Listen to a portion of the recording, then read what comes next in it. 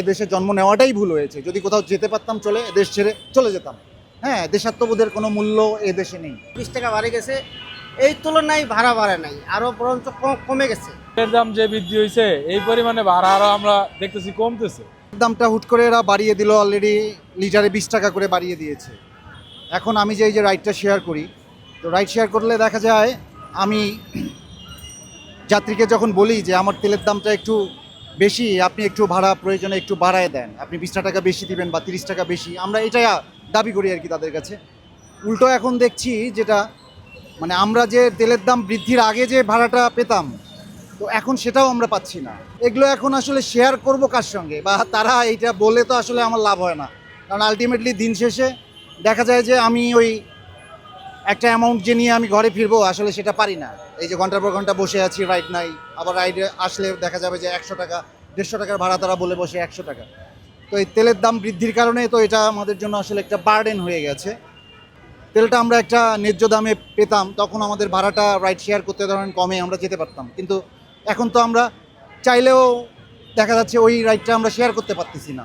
150 টাকার ভাড়া আমি 100 টাকায় যেতে পারছি না, আমাকে বসে থাকতে হচ্ছে। কিন্তু তখন আমি কিন্তু যেতে পারতাম যখন আমার তেলের দামটা কম ছিল। লাখ লাখ লোক এইভাবে বেকার হয়ে আমরা রাইড শেয়ার করে হয়তো অনেকেই সংসার চালাচ্ছে। কেউ ফ্যামিলি নিয়ে থাকে, কেউ ব্যাচেলার এখানে বাইরে থেকে এসে থাকছে।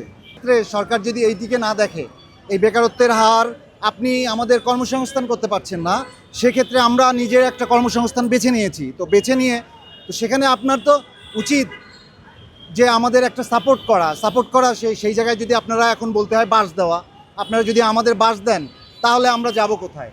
হ্যাঁ, আমরা এই যে ভোট দিলাম, ভোটের রায়ে এসে এই অবস্থা যদি হয়, তো এক দানবকে সরিয়ে যদি আরেক রাক্ষসকে আমি নিয়ে আসি, তাহলে আমরা কোথায় যাব? আসলে এদেশে আসলে আমাদের যেটা এটা আমাদের বলবো না, আমার পার্সোনালি মনে হয় জন্ম নেওয়াটাই আমার বৃথা।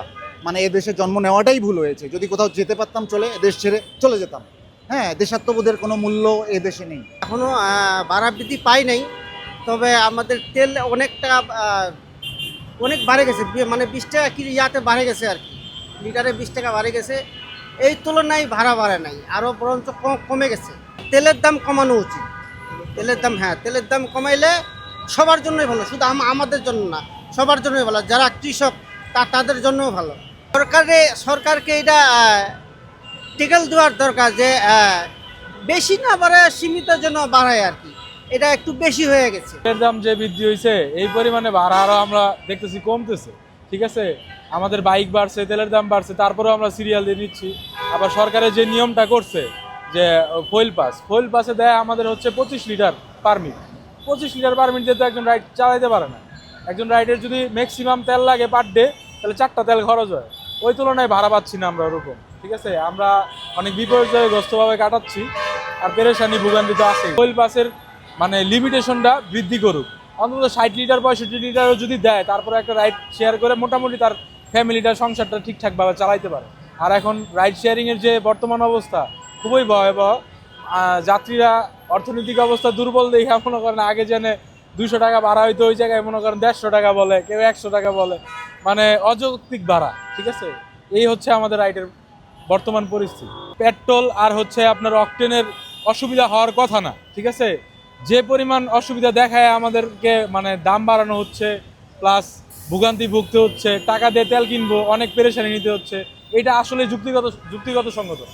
আমি এটার একমত না। তেলের দাম না কমাইলে আমরা কি রাইড শেয়ার করে পোষাইতে পারবো?